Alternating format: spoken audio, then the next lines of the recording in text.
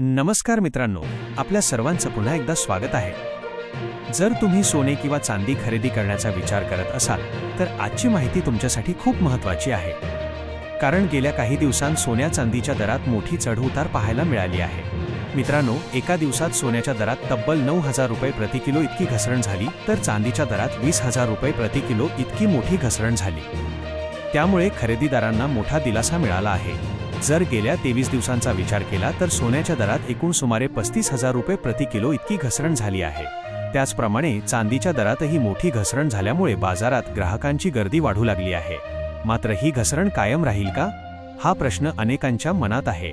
तज्ज्ञांच्या मते आंतरराष्ट्रीय बाजारातील बदल, डॉलरची स्थिती, व्याजदर आणि जागतिक घडामोडींमुळे सोन्या चांदीच्या किमती सतत बदलत असतात।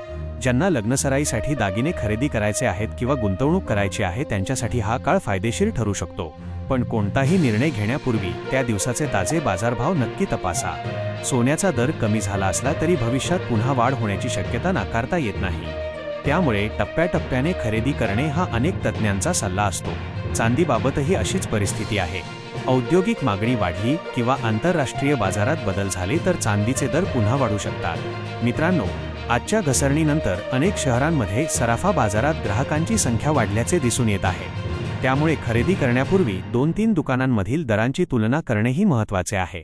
तसेच दागिने खरेदी करताना हॉलमार्क, शुद्धता, मेकिंग चार्ज आणि जीएसटी यांची माहिती घेणे विसरू नका। त्यामुळे भविष्यात कोणतीही अडचण येणार नाही। एकूणच पाहता सोन्या चांदीच्या दरात मोठी घसरण झाल्यामुळे ग्राहकांना दिलासा मिळाला आहे।